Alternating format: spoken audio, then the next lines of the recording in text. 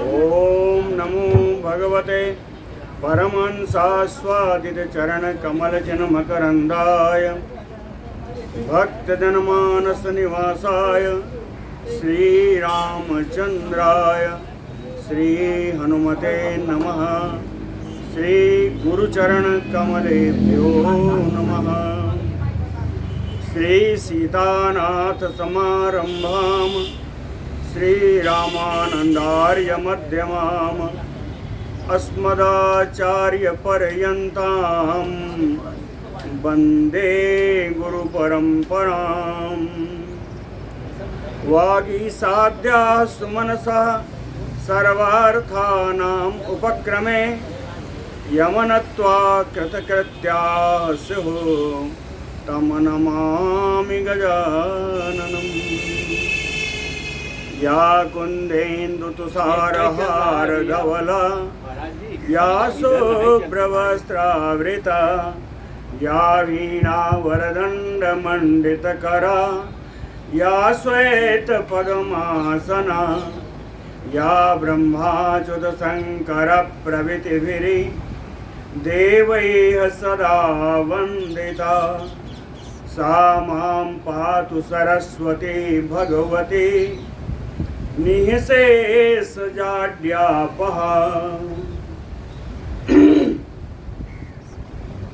नीलाम्बुजश्यामलकोमलाङ्गं सीतासमारोपितवामभागं पाणौ महासायकचारुचापं नमामि रामं रघुवंशनाथम्।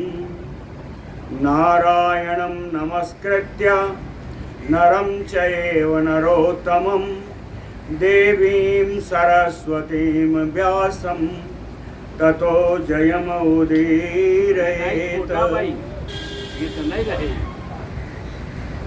सशङ्खचक्रं सकिरीटकुण्डलं सपीतवस्त्रं सरसीरुहेक्षणं सहारवक्षस्थलकौस्तुभश्रियं नमामि विष्णुं शिरसा चतुर्भुजम्। शान्ताकारं भुजगशयनं पद्मनाभं सुरेशं विश्वाधारं गगनसदृशं मेघवर्णं शुभांगं लक्ष्मीकान्तं कमलनयनं योगिभिर्ध्यानगम्यं वन्दे विष्णुं भवभयहरं सर्वलोकैकनाथम्। जय सुखदेव मुनीश्वर यदुपतिदास अनन्य जयति वादरायण चरण करण मोहि जगधन्य। भक्ति भक्त भगवंत गुरु चतुरनाम बपु एक इनके पदवंदन किए नासै विघ्न अनेक। बोलो श्री सीतारामचंद्र भगवान की जय। बोलो वृंदावन बिहारी लाल की जय। मुझे पता नहीं था लेकिन गला बहुत खराब है। अभी तक नहीं पता चला, यहाँ आने के बाद पता चला। फ्रिज का पानी पिया तो ना गर्म पानी पिया। फ्रिज पानी से हमारे देखिए इसमें भी है ये गर्म पानी। चाहिए सादा ही पानी सादा भी नहीं है बल्कि हल्का गर्म।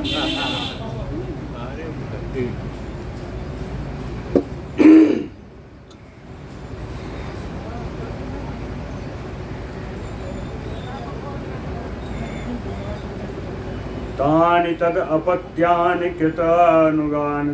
कृतयुगानुसारीणि एव भविष्यन्ति। कहीं कलयुग के बीच जाने के बाद जो भी लोग उत्पन्न हुए वो सतयुग के राजाओं के अनुसार ही उनका व्यवहार था। ये सब वैसे ही हो जाएंगे। आगे श्री पराशर जी कहते हैं अत्र उच्यते। इस संबंध में कुछ कहना है।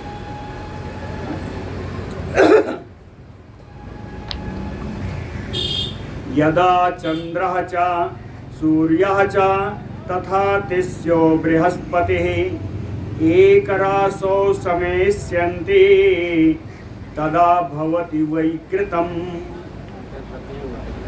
कहते हैं यदा चंद्रः सूर्यः तथा बृहस्पतिः पुख्यौ तिस्यो, तिस माने पुख्य नक्षत्र।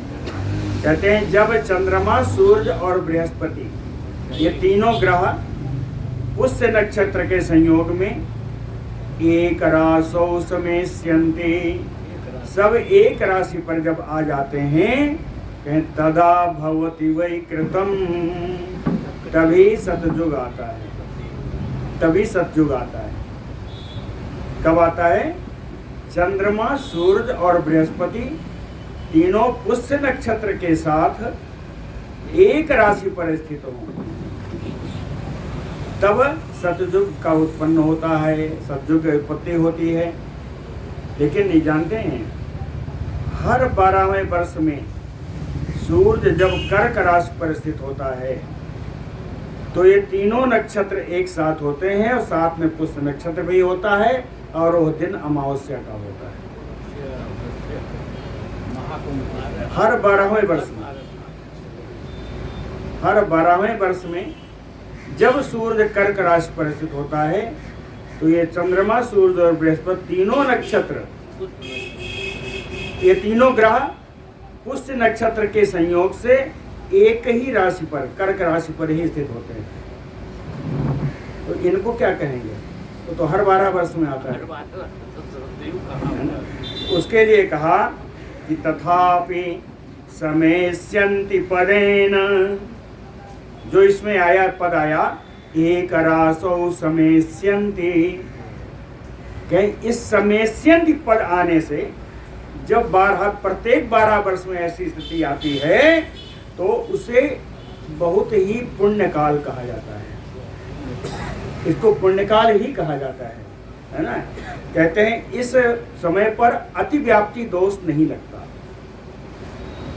जो दोष और जगह है, अतिव्याप्ति दोष इस समय नहीं लगता। हर 12वें वर्ष पे एक पुण्यकाल आता है।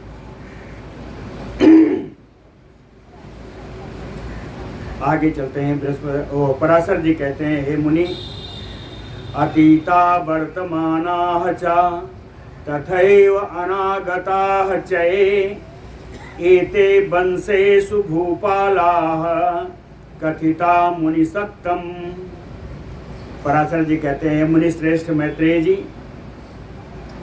एते वंशेषु भूपालाः, इन विभिन्न वंशों में जो जो राजा हुए ही नहीं, अतीता जो पहले हो चुके हैं, वर्तमाना जो इस समय में है, तथैव अनागताः जो अब तक आए नहीं हैं, यानी भविष्य वाले। अतीत, वर्तमान और भविष्य के विभिन्न वंशों में जो जो राजा होंगे या हुए या हैं, कथिता, हे मैत्रेय जी, उन सब का मैंने वर्णन कर दिया।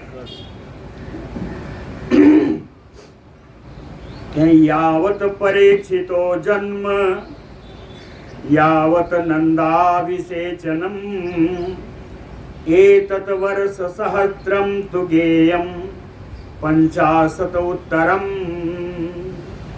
यावत परीक्षितो जन्म, जब से परीक्षित जी का जन्म हुआ और उसके बाद से लेकर के यावत नंदाभिषेचनम, जब तक नंद वंश आया, नंद वंश के राजा लोग जिनका अभिषेक हुआ, इसके बीच का जो समय है वो कितना समय है? एतत् वर्ष सहस्त्रम 50 उत्तरम गेयम, 1050 ऊपर से 1050 वर्ष का समय है इन दोनों के बीच में, नंद वंश का राजा को स्थापित होने में और परीक्षित के जन्म से नंद वंश का राज्य आने तक 1050 वर्ष का समय जानना चाहिए।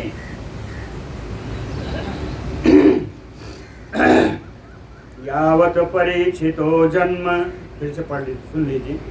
यावत परीक्षितो जन्म यावत नंदाभिषेचनम एतत वर्ष सहस्त्रम तु गेयम 50 उत्तरम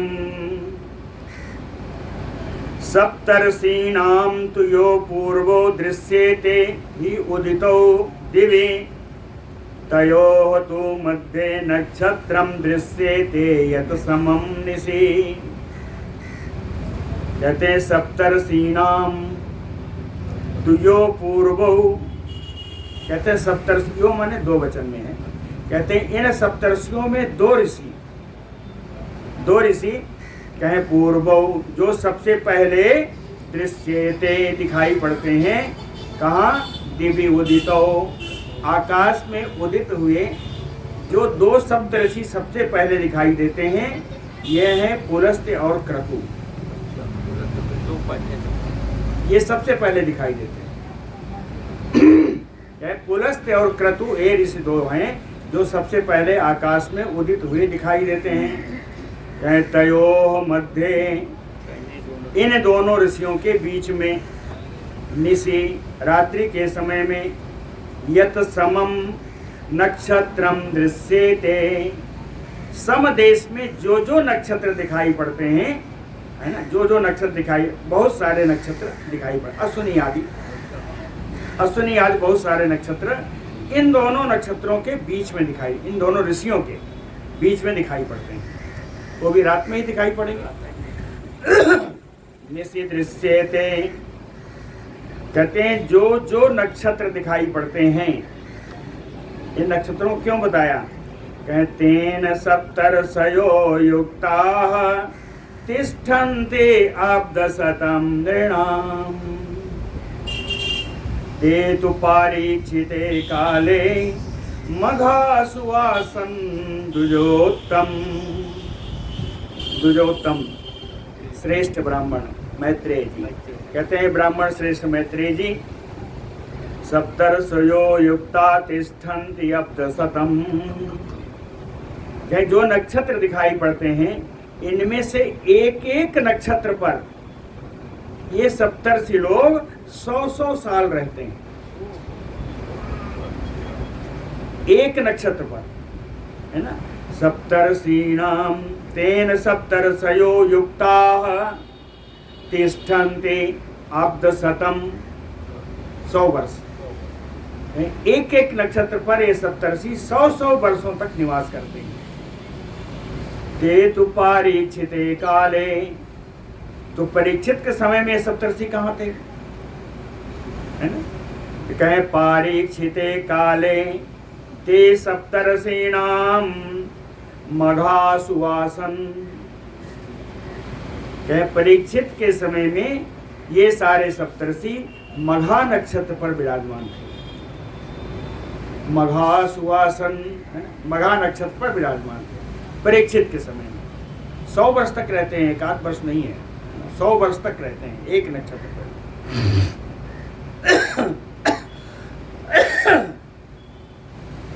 तदा प्रवृत्तश्च कलिः 12 शतात्मकः, जब से ये सप्तर्षि लोग मघा नक्षत्र पर आए तभी से, है ना। तदा प्रवृत्ति च कलिः, उस समय कलयुग आ गया। कलयुग कैसा है? 12 अब्द शतात्मकः, 1200 वर्षों का है, 1200 दिव्य वर्षों का, 1200 दिव्य वर्षों की अवधि वाला यह कलयुग। जब सप्तर्षि लोग मघा नक्षत्र पर गए तब इसका प्रारंभ हुआ। कहें वैसे तो इसका प्रारंभ कलयुग का कब हो गया था? दूसरी बात बताइए। कहें यदैव भगवान विष्णोः अंशो यातो दिवं द्विज वसुदेव कुलोद्भूतः तत एव अत्र आगतः कलिः। यदा एव, हे द्विज, हे ब्राह्मण, यदा एव भगवान विष्णु अंशो, जब भगवान विष्णु के अंशावतार वसुदेव कुलोद्भूतम, वसुदेव जी के कुल में उत्पन्न भगवान श्री कृष्ण दिवम यातो, जिस समय वे साकेत धाम को पधारे हैं, तदैव अत्र कलिः आगतः, कभी आ गया। उसी समय कलयुग आ गया था। कहें तदैव अत्र कलिः आगतः यावत, कहीं इनके रहते क्यों नहीं आया? तो कहते हैं यावत सपाद पद्माभ्याम पस्पर्श इमाम वसुंधराम तावत पृथ्वी परिस्वंगे समर्थो न अभवत कलिः। कहीं यावत, जब तक भगवान कृष्ण के चरण कमलों से, पाद पद्माभ्याम, जब तक भगवान के चरण कमलों का स्पर्श इमाम वसुंधराम, इस पृथ्वी पर उनके चरण कमल का स्पर्श पाती रही है, तावत, तब तक भूगो, इस पृथ्वी को कलिः परिस्वंगेन अभवत, तब तक कलयुग इस पृथ्वी का स्पर्श नहीं कर पाया। जब तक भगवान के चरण कमलों का स्पर्श इस पृथ्वी को मिलता रहा, तब तक कलयुग पृथ्वी के चरण को स्पर्श नहीं कर पाया। तावत पृथ्वी परिस्वंगे समर्थो न अभवत कलिः, कलिः न अभवत, क्या समर्थो न अभवत, क्यों? परिस्वंगे, तब तक पृथ्वी का, तब तक कलयुग पृथ्वी का स्पर्श करने में समर्थ नहीं हो सका। गते सनातनस्य अंशे विष्णु तत्र भुवो दिवम् तत्याज सानुजो राज्यम धर्मपुत्रो युधिष्ठिरः। गते सनातनस्य अंशे विष्णु, भगवान विष्णु, सनातन भगवान विष्णु के अंश स्वरूप भगवान कृष्ण के अपने साकेत धाम चले जाने पर, दिवम याते, साकेत धाम चले जाने पर, भुवो, इस पृथ्वी पर, धर्मपुत्रो युधिष्ठिरः सानुजो, धर्मपुत्र महाराज युधिष्ठिर जी अपने भाइयों के साथ राज्यम तत्याज, इसीलिए भुवि आया, भुवि राज्यम तत्याज, इस भुवन लोक का राज्य उन्होंने त्याग दिया। जैसे ही सुना भगवान का प्रयाण का, वैसे ही उन्होंने राज्य का त्याग कर दिया। विपरीतानि दृष्ट्वा च निमित्तानि पांडवः याते कृष्णे चकार यथसो अभिषेकं परीक्षितः। याते कृष्णे, भगवान कृष्ण के वैकुंठ धाम पधारने के बाद पांडवः विपरीतानि निमित्तानि दृष्ट्वा, पांडवों ने विपरीत लक्षणों को देख करके स्व अभिषेकम परीक्षितः अभिषेकम चकार, अपने पौत्र अभिषेक को अभिषेक कर दिया, राज्याभिषेक कर दिया, परीक्षित को राजा बना दिया। अप्रयास्यन्ति यदा चैते पूर्वाषाढ़ा महर्षयः तदा नंदा प्रभृति सगत वृद्धिं गमेष्यन्ति। एते महर्षयः, ये जो महर्षि लोग हैं, सप्तर्षि लोग हैं, यदा पूर्वाषाढ़ां प्रयास्यन्ति, जब ये पूर्वाषाढ़ नक्षत्र पर जाएंगे, ये जो सप्तर्षि लोग हैं जिस समय पूर्वाषाढ़ नक्षत्र पर जाएंगे, कहें तदा प्रभृति नंदाः, उसी समय नंद वंश का अभिषेक होगा, उसी समय नंद वंश के राजा लोग राज करेंगे। कहें गति वृद्धिं भविष्यति, और कलयुग जो आया है, कलयुग और बढ़ जाएगा, कलयुग की वृद्धि हो जाएगी नंद के समय से। अर्थात कलयुग आने के 1050 वर्ष तक कलयुग अपने पूर्ण प्रभाव में नहीं था। 1050 वर्ष के बाद जब नंदों का राज आया है, तब कलयुग का प्रभाव बढ़ा। तदानंदा प्रवृत्ति गति वृद्धिम कलि गति वृद्धिम प्रया गमिष्यति। कलयुग जो है बड़ा भारी हो गया, इसको वृद्धि प्राप्त करेगा, कलयुग का प्रभाव बढ़ेगा।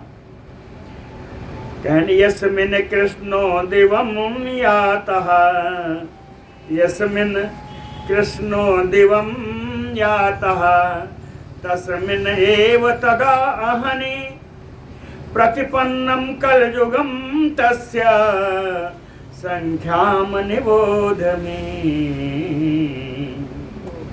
यस्मिन् दिने, जिस दिन में कृष्णो दिवं यातः, भगवान कृष्ण साकेत धाम को पधारे, तस्मिन्नेव तदा अहने, उसी समय में उसी दिन से कलयुगम प्रतिपन्नम, कलयुग आ गया था। कहते हैं संख्या के लिए वही दिन नापी जाएगी। तस्य संख्या निबोध में, वैसे तो बता दिया है कि 1200 दैवी वर्ष का ये कलयुग है। कहते हैं तत्संख्या निबोध में, कहते हैं मैत्रेय जी इस कलयुग के एक वर्ष की संख्या आप मुझसे जानिए, समझिए। कलयुग कितने वर्ष का है? 3 लक्षाणि वर्षाणाम द्विज मानुष्य संख्यया शतानि तानि षष्टिः चैव सहस्राणि भविष्यति एष वै कलिः। 3 लक्षाणि वर्षाणां द्विज मानुष्य संख्यया, मानवीय गणना के अनुसार, मानुष्य संख्या का अर्थ है मानवीय गणना के अनुसार 3 लक्षाणि वर्षाणां, 3 लाख वर्ष, इसके ऊपर षष्टिः चैव सहस्राणि भविष्यति एष वै कलिः। एक कलयुग 3,60,000 वर्ष का होगा मानवीय गणना के अनुसार, 3,60,000 वर्ष का। वैसे भी जोड़ लीजिए, 1200 वर्ष है ना, इसको मानव वर्ष में करेंगे 12,000 वर्ष हो जाएगा। इसको फिर 30 से गुणा करिए तो 12 × 36, आकुल मिला के 3,60,000 वर्ष आ जाएगा। 3,32,000 का है। नहीं 4,60,000। 3,60,000। 3 लक्षाणि वर्षाणां द्विजमानुष्य संख्यया षष्टिः चैव सहस्राणि, 60,000।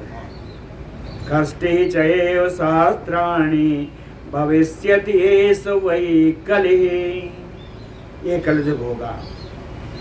शतानि तानि दिव्यानां शतपञ्च च संख्यया निःशेषेण गते तस्मिन् भविष्यति पुनः कृतम्। शतानि तानि दिव्यानां सप्तपञ्च च संख्यया, 7 और 5 कितना हो गया? 12।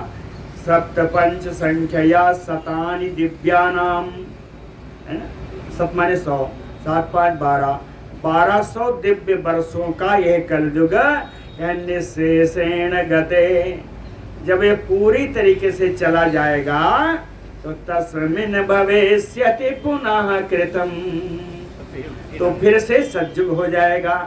तस्मिन् भविष्यति पुनः कृतम्। कहते हैं मैत्रेय जी, ब्राह्मणा क्षत्रिया वैश्या शूद्रा च द्विजसत्तम जुगे जुगे महात्मानः समअतीताः शास्त्रशः। द्विजसत्तम, हे ब्राह्मण श्रेष्ठ मैत्रेय जी, जुगे जुगे कहते हैं प्रत्येक युग में सहस्त्रशः ब्राह्मणा क्षत्रिया वैश्या शूद्रा। प्रत्येक युग में हजारों हजार ब्राह्मण क्षत्रिय वैश्य और शूद्र के महात्माना समतीता, बड़े बड़े महाराज हुए, बड़े बड़े महात्मा हुए। प्रत्येक युग में प्रत्येक वर्ण से हजारों हजार महात्मा गण हुए। महात्मा का अर्थ विशाल प्रभाव वाले राजा हुए, महात्मा गण। बहुत्वात् नामधेयानां परिसंख्या कुले कुले पौनरुक्यात ही साम्यात चा मया न परिकीर्तिता।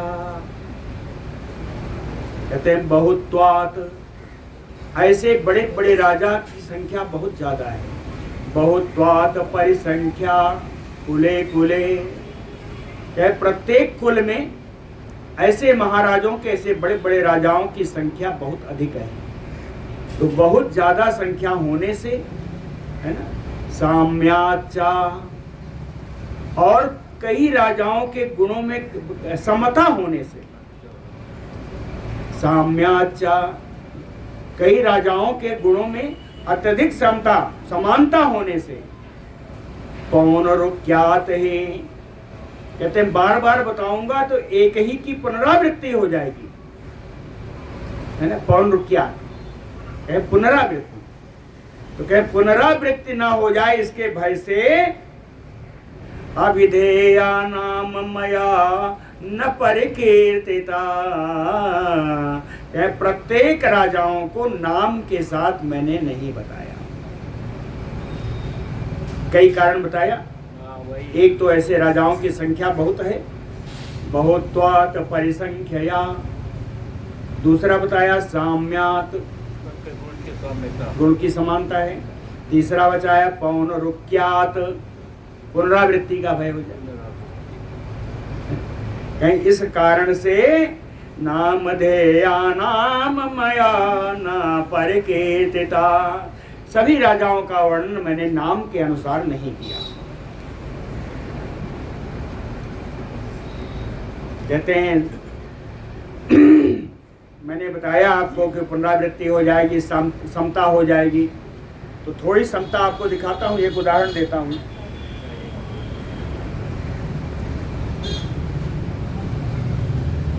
एक उदाहरण दिया, देवापि पौरो राजा। देवापि जो पुरुवंश के राजा हैं, है ना, और पुरु चा इक्ष्वाकु वंशजा, और महात्मा पुरु, राजा पुरु जो इक्ष्वाकु वंश में उत्पन्न है। एक पुरुवंश के हैं, दूसरा इक्ष्वाकु वंश के हैं। देवापि पौरो राजा पुरुचा इक्ष्वाकु वंशजः। लेकिन याद करिए, दोनों मैंने बताया है, देवापि भी बताया है, पुरु भी बताया है। कहते हैं इन दोनों में बड़ी समानता है।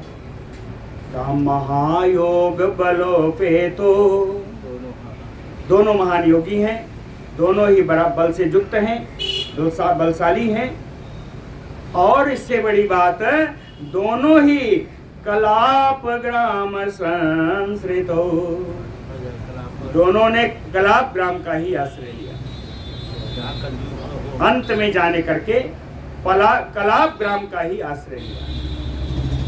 तो कहे इस प्रकार की समता बहुत सारे राजाओं में है। मैंने एक उदाहरण दिया, श्री पराशर जी बता रहे। इन दोनों का कारण भी एक ही है। इन दोनों में और भी समानता है। इन दोनों में समानता क्या है? कहे कृते जुगे तुहि आगम्य छत्र पवर्तको हितो भविष्यतः। कहे जब सतयुग आ जाएगा तो ये दोनों ही इस लोक में आकर के छत्र पवर्तको तो ही भविष्यत, क्षत्रिय वंश के प्रवर्तक होंगे, क्षत्रिय वंश को उत्पन्न करने वाले होंगे। ये दोनों इस पृथ्वी लोक पर सतयुग में आने पर फिर आएंगे और ये दोनों ही क्षत्रिय वंश का उत्थान करने वाले होंगे, प्रवर्तक होंगे। ये क्षत्रिय वंश आएगा कहाँ से? मनु से आएगा ना, मनु से ही आएगा। तो ये कहाँ है इस समय, कहाँ है? कहते हैं कलयुग लगा है, अब आएंगे सतयुग में। तो कलाप वैसे तो कहते हैं कलाप ग्राम में है, लेकिन जब प्रलय होगा तो कहीं जाना होगा ना, तब कहाँ जाएंगे? तब कहते हैं मनोह वंश बीज भूतो व्यवस्थितो। मनु वंश के बीज रूप में ये वहीं विराजमान रहेंगे। दोनों मनु वंश के बीज रूप से वे विराजमान रहेंगे। एतेन क्रम योगेन मनुपुत्रै वसुंधरा कृत त्रेता द्वापराणि जुगानि त्रीणि उच्यते। इन मनु वंश के बीज स्वरूप कौन है? ये देवापी और पुरु, ये दो हैं। इनसे मनुवंश उत्पन्न होगा और मनुवंश में बहुत सारे इनके मनपुत्र होंगे, तमाम सारे राजा होंगे जिनको मैंने बताया। तो कहे एते क्रम योगेन, इसी प्रकार से इन क्रम योग से मनुपुत्र विभिन्न मनुओं के पुत्रों के द्वारा कृत त्रेता द्वापराणि त्रीणि जुगानि, सतयुग में, त्रेता में और द्वापर, इन तीनों युगों में क्रम से इन्हीं मनु के पुत्र लोग पुत्रों के द्वारा वसुंधरा भुज्यते, इस पृथ्वी का उपभोग किया जाएगा। अर्थात इन मनुपुत्र ही इस पृथ्वी के राजा होंगे। तीन ही युग में बताया है, कलयुग में तो कौन कौन होंगे वो सब कल बताया है। कैसे कैसे होंगे अभी बताया, कलयुग के राजाओं का लक्षण भी बताया।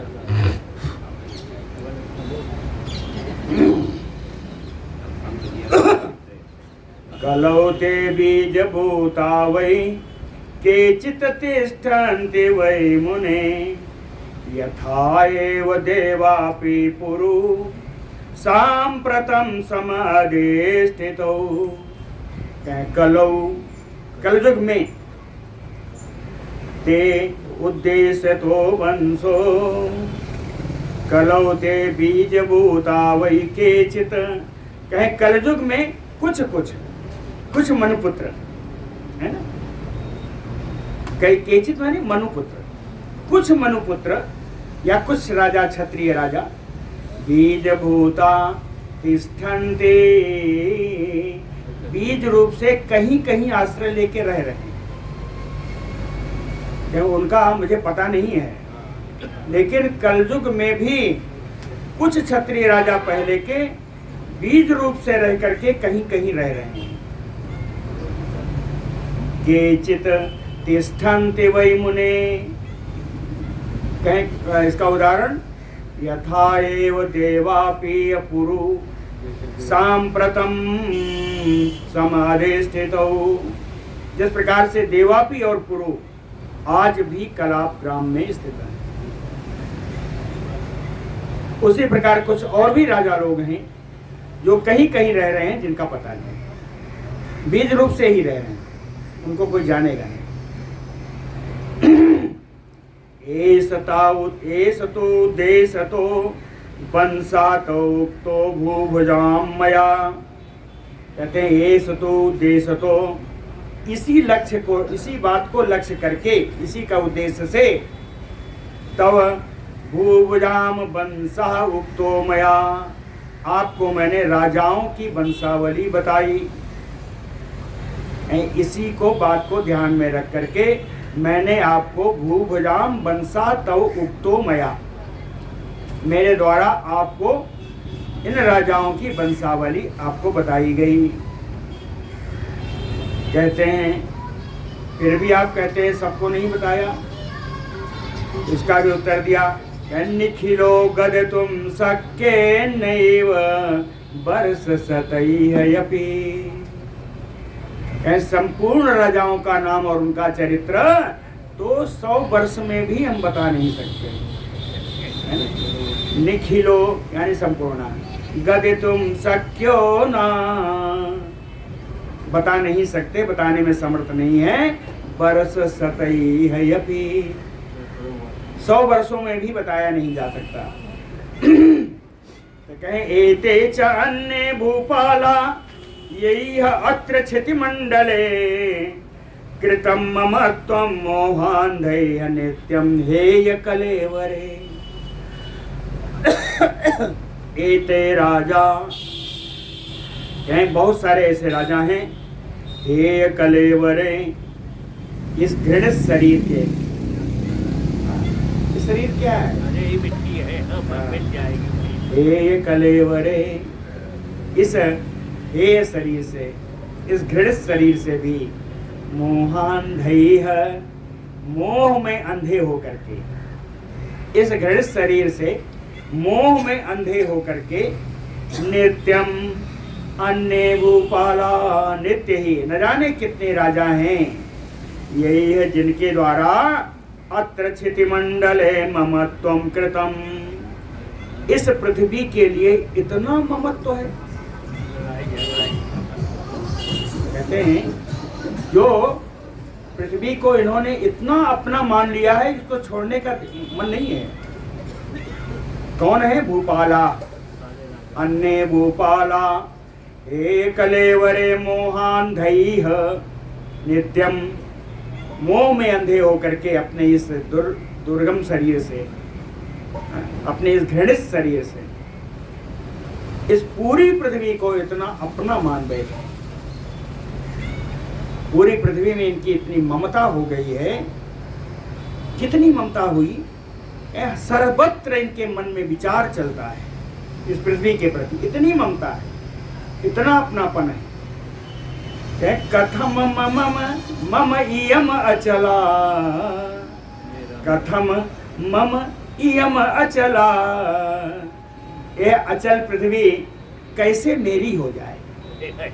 कथम मम इयम अचला, और आप जब मर जाओगे तो कहे मत पुत्रस्य कथम मही, हमारे पुत्रों को ये पृथ्वी कैसे प्राप्त हो। कहें जिसके पुत्र ही न हो उसका क्या कहे, उसकी ममता तो खत्म हो जाएगी। जिसके पुत्र ही ना हो उसकी ममता खत्म हो जाएगी? नहीं खत्म होगी। वो क्या सोचेगा? मद वंशस्य इति कथम, इस पृथ्वी का आधार मेरे वंश में कैसे चला जाए। इति चिंताम आरताम जगमुहु नृपाः अंतम, ऐसे इसी चिंता में दुखी होकर के अंततो गत्वा काल के गाल में चला जाएगा, लेकिन उसकी ममता नहीं जाएगी। समझे आए? बड़ा सुंदर श्लोक है ये, बहुत सुंदर श्लोक है।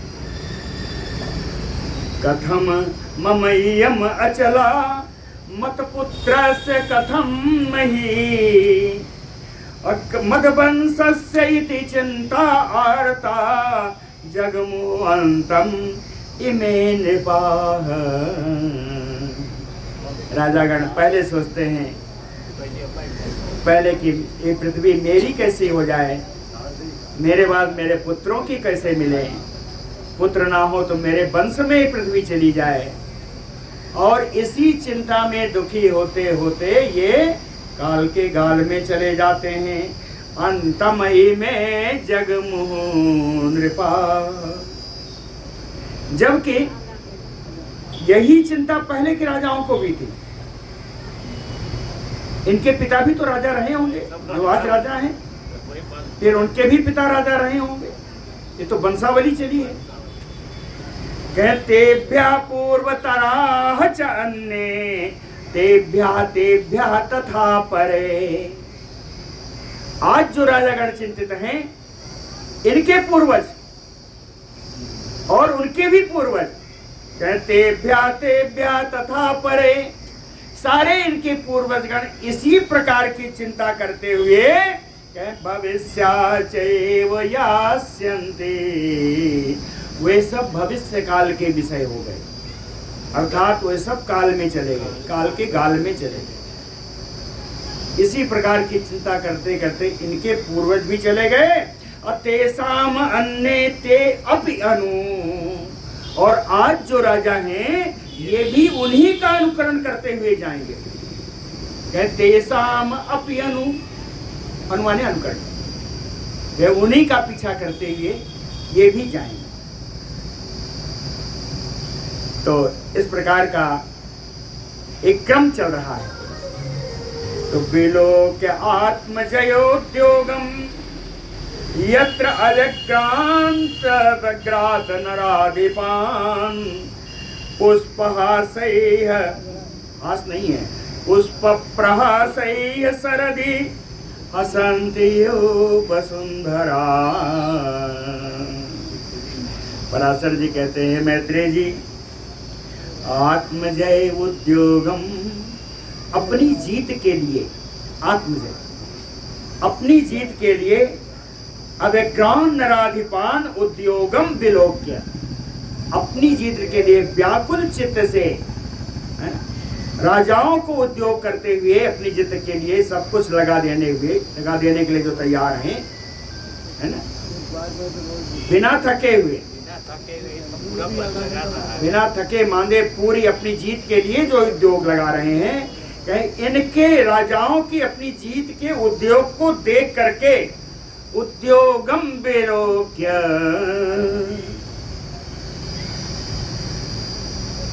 वसुंधरा हसन्ति, पृथ्वी को हंसी आ गई, पृथ्वी को हंसी आ गई। इन राजाओं का, जो राजा मरने वाले, जिनके पूर्वज यहाँ से चले गए, वे राजा भी अपनी विजय के लिए पूरा सब कुछ लगा देने को तैयार है। ऐसे राजाओं के विजय के लिए किए गए उद्योग को, किए गए कार्य को, उपायों को देख करके विलोक्य वसुंधरा हसन्ति, पृथ्वी हंसती है। किस प्रकार? शरदि पुष्प प्रहासैः, शरतकालीन पुष्पों के समान। शरत काल में पुष्प बड़े प्रस्फुटित हो, पल्लवित हो जाते हैं, पुष्प प्रस्फुटित होते हैं, विकसित होते हैं, जैसे खिले हुए पुष्प के समान। शरदकालीन पुष्प के समान खिले हुए के समान पृथ्वी ठठाकर हंसती है। ऐसे राजाओं को देख करके, जो जीतने के लिए सब कुछ लगा देने को तैयार है, ऐसे राजाओं को देख करके पृथ्वी हंसती है। तो पराशर जी कहते हैं, मैत्रेय पृथ्वी गीतान श्लोकांच अत्र निबोध में, कहते हैं पृथ्वी ने हंसने के समय एक गान किया था, एक गीत गाया था। श्लोकान, जो श्लोक में निबद्ध है, कहते हैं मैं बताता हूं निबोध में। पृथ्वी के उस गान को मैं आपको बताता हूं, आप समझिए। कहते हैं ये मैं नहीं बता रहा हूं, इसको कौन बताया था? यान आह धर्म दुजने जनकाय असितो मुनि, जिसको असित मुनि ने धर्म ध्वजधारी जनक, राजा जनक को बताया था। असित मुनि ने राजा जनक को बताया था एक पृथ्वी का हास, वो श्लोकबद्ध है, वो मैं आपको बताता हूं। पृथ्वी उवाच, पृथ्वी क्या कहती है? कहती है कथम एव नरेंद्राणाम मोहो बुद्धिमताम यपि एन फेन सधर्माणो अपि यति विश्वस्त चेतसा। कहते हैं एस नरेंद्राणाम बुद्धिमताम यपि कथम मोहो, कहीं ये राजा जो बड़े बुद्धिमान दिखते हैं, बुद्धिमताम यपि, बुद्धिमान होने पर भी इनको ये राजाओं को कैसा मोह, ये कैसा मोह है? एन फेन सधर्माणोवति विश्वस्त चेतसा, फेन जाते हैं पानी का बुलबुला, पानी के बुलबुले, कहे ये पानी के बुलबुले के समान अस्थाई इस पृथ्वी में अपनी स्थिरता, इतना विश्वास, जीवन भर लड़ने को तैयार है। इन बुद्धिमान राजाओं की बुद्धि को क्या हो गया? पानी के बुलबुले जैसे। बुद्धिमतामयपि कथम मोहो, बुद्धिमान होने पर भी ये मोह।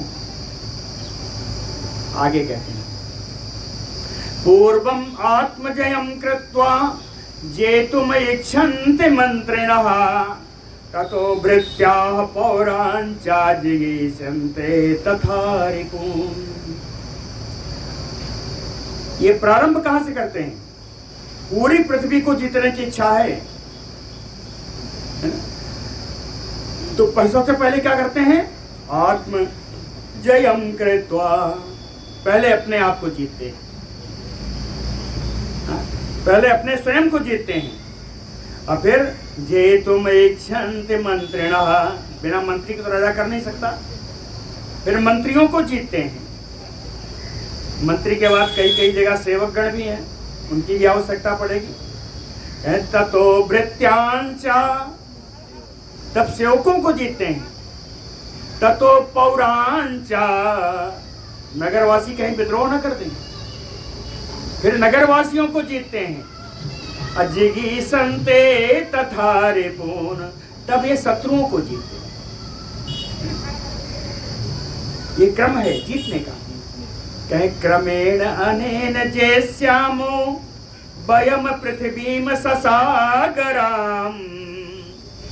और राजा सोचता है कि अनेन क्रमेण, इसी क्रम से, वयम, हम लोग, जेष्यामो, जीत जाएंगे, क्या?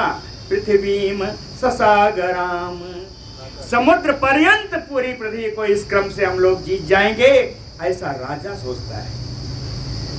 इत्यासक्त धियो, इसी में उसकी बुद्धि आसक्त रहती है। कितना क्रम है, इतना जीते जीते क्या होगा? इतना जीतते जीते कहाँ पहुंचोगे? इत्यासक्त धियो अविदूरगम मृत्युम न पश्यन्ति, सोचते सोचते अविदूरगम यानी समीपस्थ, समीप में आई हुई अपनी मृत्यु को भी वह नहीं देखता। जीतने के चक्कर में समीप में आई हुई मृत्यु को भी वह राजा देख नहीं पाता। कहते हैं एक और दूसरी बात सोच लो, दूसरी स्थिति आ जाए कि समुद्र आवरणम याति भूमंडलम अथो बसम,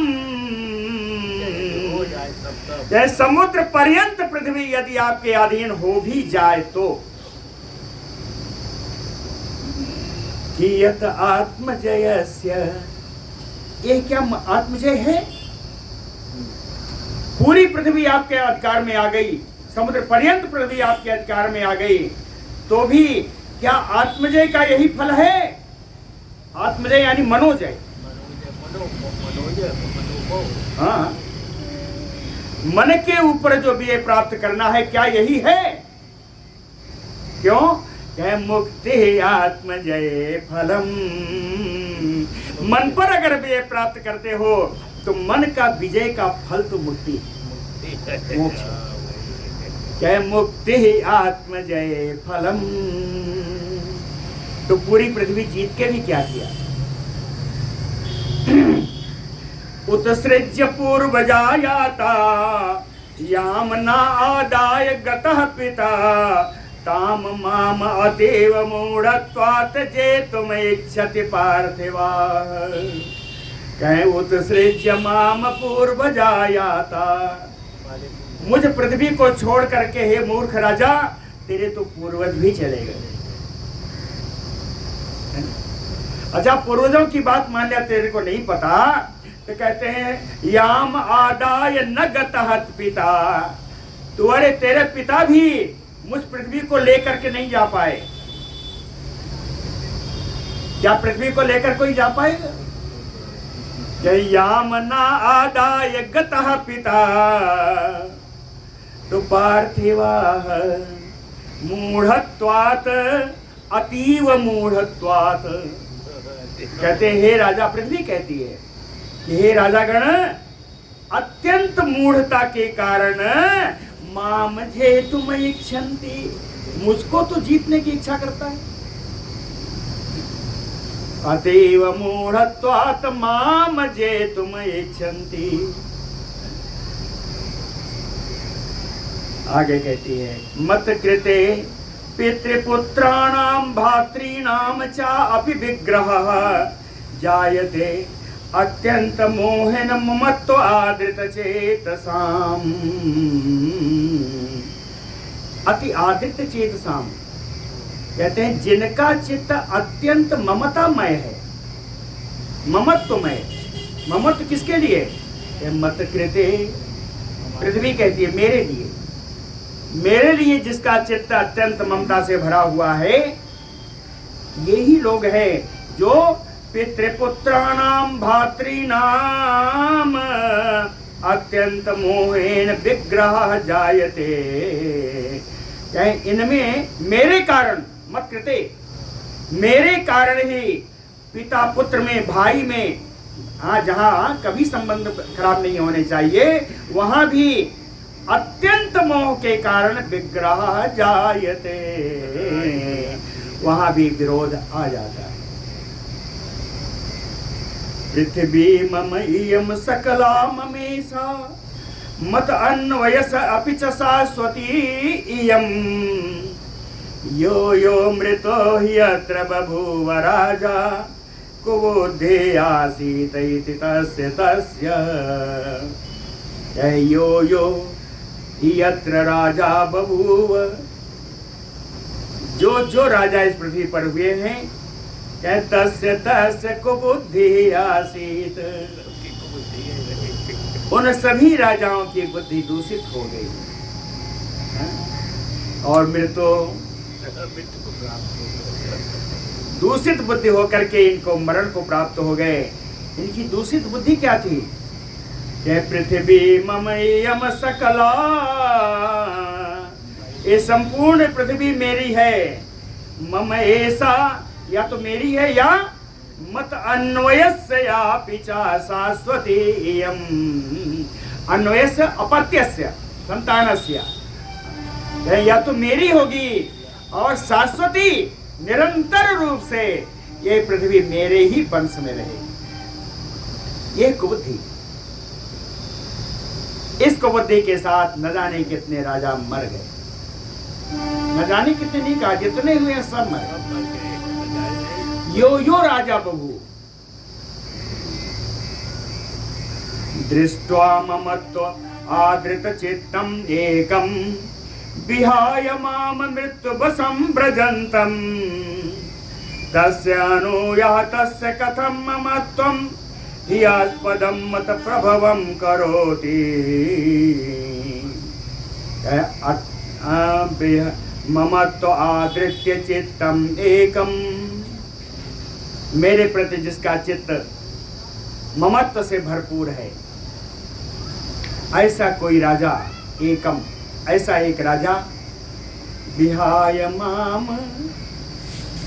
मेरे प्रति ममता थी, जिंदगी भर ममता थी, लेकिन विहाय माम, मुझको यही छोड़ करके मृत्यु वशं व्रजन्तं दृष्ट्वा, मृत्यु के अधीन होकर के उसको जाते हुए देख करके भी, उसको मृत्यु के वशीभूत होकर जाते हुए देख करके भी, तस्य अनु, उसके अनुकरण करने वाले, उसके अनुयायी, उसके वंशज, यह तस्य कथम ममत्वम हृदयास्पदम मत प्रभवम करोति। उनके हृदय में, उनके पुत्रों के, उनके संतानों के हृदय में मेरे प्रति ममता का स्थान क्यों है? जो जिसके पिता इसी पृथ्वी के लिए, इसी भूमि के लिए लड़ते लड़ते चले गए और उनको जाता हुआ देख करके भी उनकी संतानें, उनके संतानों के हृदय में मेरे प्रति ममता का स्थान क्यों है? हृदयास्पदम मत प्रभवम करोति कथम ममत्वम, कथम ममत्वम करोति, जिसके पिता मेरे लिए ही चले गए, सोचते सोचते चले गए, लड़ते लड़ते चले गए, उनको जाता हुआ देख करके भी उनके पुत्रों के मन से मेरी यानी पृथ्वी कहती है मेरे प्रति इसकी ममता कम नहीं हुई। और कम नहीं हुई तो क्यों नहीं हुई, कैसे कम रही? पृथ्वी ममये स्वासु परित्यज्येना बदन्ति ये दूत मुख्य स्वशत्रून् नराधिपातेषु ममातिहासा पुनश्च मूढ़ेषु दयाम अभियुपैति। पृथ्वी का अंतिम श्लोक है, पृथ्वी महारानी का। कहती है पृथ्वी ममयेष, ये पृथ्वी मेरी है। बदन्ति ये दूत मुखई है स्वशत्रुन स्वशत्रून, दूत मुखई स्वशत्रून बदन्ति। जो राजा अपने दूतों के मुख से अपने शत्रुओं को यह कहलाता है कि पृथ्वी ममयेष, ये पृथ्वी मेरी है, आसु परित्यजेनाम, बड़ी शीघ्रता से शत्रु इस पृथ्वी को छोड़ दो। कहते नराधिपातेषु ममातिहासा, पृथ्वी कहती ऐसे राजाओं पर तो मुझे बड़ी हंसी आती है। मैं किसी की नहीं हूँ। अपने दूतों के मुख से जब कहलाता है शत्रुओं को कि पृथ्वी मेरी है तो इसको छोड़ दे।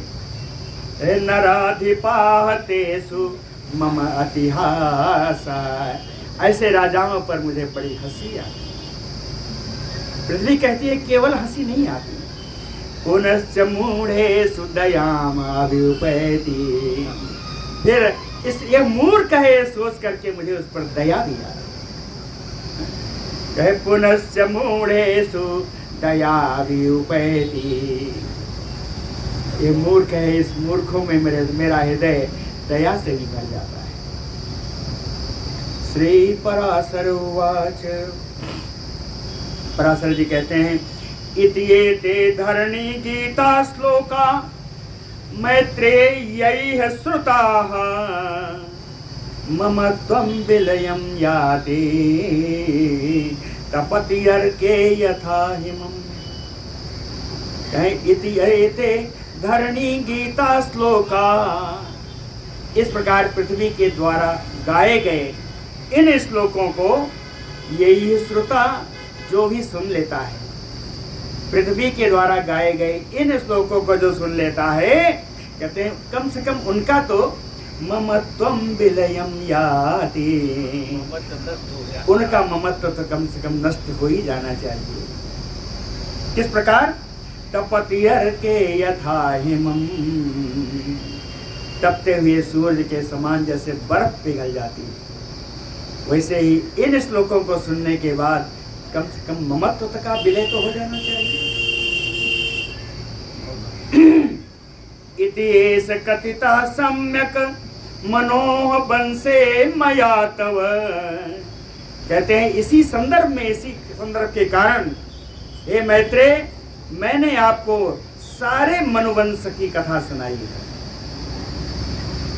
यद स्थित पर्वेत्य वंशान सका नृप, कहते हैं जिनमें कई जगह भगवान विष्णु के अंशावतार भी आए हैं। भाई पृथु हैं, धन्वंतरि हैं, व्यास हैं, तमाम सारे कहें विष्णु अंशान सका नृपः, विष्णु के अंश स्वरूप राजा भी हुए। शृणोति या इमं भक्त्या मनोह वंशम अनुक्रमात्, इमं भक्त्या शृणोति, कौन? मनोह वंशम अनुक्रमात्, इन मनुओं के वंश को क्रम से जो कोई भी भक्ति पूर्वक सुनता है, तस्य पापम एषम प्रणश्यति अमलात्मनः, तस्य अमलात्मनः सर्व पापम प्रणश्यति, उस पवित्र आत्मा की सारे पाप समाप्त हो जाते हैं। पाप ही नहीं समाप्त होते, धन धन्य हृदे मतुलाम प्राप्नोति अव्याहतेन्द्रियः, श्रुत्वा एवं अखिलं वंशं प्रशस्तं शशिसूर्ययोः प्रशस्तं वंशं, सूर्यवंश चंद्रवंश, कहें सूर्य वंश और चंद्र वंश के इस प्रशस्त कथा को अखिलम श्रुत्वा, जो पूर्ण इनके वंशावलियों का, वंशावली की राजाओं की कथा सुना है, अव्याहत इंद्रिया, ओ जितेंद्रिय व्यक्ति धन धान्य रिधिम अतुलाम प्राप्नोति, अतुलित धन धान्य और समृद्ध प्राप्त करेगा, समृद्धि को प्राप्त करेगा। आगे 3 श्लोक हैं, एक साथ हैं। समय हो गया क्या? हाँ, वो तो गया। 3 श्लोक पढ़ते हैं, एक साथ हैं, इनका इसी संबंध वाले हैं। इक्ष्वाकु जह्नु मान्धात्री सगरावेक्षितान् रघून् ययाति नहुसाद्यांच ज्ञात्वा निष्ठाम उपागतान् महाबलान् महावीर्यान् अनंत धन संचयान् कृतान् कालेन बलिना कथा शेषान् नराधिपान् श्रुत्वा न पुत्रधारादो गृहक्षेत्रादिके तथा द्रव्यादो विकृत प्रज्ञो मम त्वं कुरुते नरः। कहते हैं महाबलान महावीरजान, महान बलशाली महान पराक्रमी, अनंत धन संचयान, जिनके पास अनंत धन था, जिसकी निस्सीम धन था, धन का संग्रह भी था। कहते नराधिपान निष्ठाम उपागतान, जो निष्ठावान है, जो निष्ठावान है ऐसे राजागण, उदाहरण दिया, इक्ष्वाकु है, जन्नु है, मानधाता है, सगर है, अभिक्षित है, रघुवंशी राजा हैं, ययाति हैं, नहुस हैं, ज्ञात्वा, इन सबके चरित्र को भी जान करके, इन सबके चरित्र को, इन सबका सुंदर सुंदर चरित्र है, इसमें राम लक्ष्मण भी हैं, भगवान कृष्ण भी हैं। इन सबके चरित्र को सुन करके, जान करके, कृतांत काल, इन सबके चरित्र को जान करके भी बलिना कृतांत, वो बलशाली काल, कालेन समय से, अपने समय से, नराधिपान कथा शेषान्, इन राजाओं को भी ऐसा बना दिया कि उनकी कथा मात्र शेष रही, कथा शेषान्, कथा मात्र ही शेष रही। श्रुत्वा च, इसको सुन करके भी, कृत प्रज्ञो नरः, बुद्धिमान व्यक्ति, कृत प्रज्ञो नरः, इसको सुन करके जो बुद्धिमान व्यक्ति है, पुत्र धारादो गृह क्षेत्रादि के द्रव्यादो, पुत्र में, पत्नी में, घर में, खेत आदि में, अपने धन संपत्ति में, कहते हैं तथा ममत्वं न कुरुते, इस प्रकार का महत्व कम से कम विद्वान व्यक्ति को तो नहीं करना चाहिए। इसके संबंध में 8 विशेष उदाहरण हैं, 8 में 6 ही उदाहरण हैं, 8 श्लोक हैं, 6 उदाहरण और 2 फलश्रुति, तो 8 श्लोक से बचते हैं, जिसको कल सुना करके हम लोग पंचम अंश में चलेंगे, जहाँ भगवान कृष्ण की सुंदर कथा चलेगी और काफी दिन चलेगी। बोलो भक्त वत्सल भगवान की जय।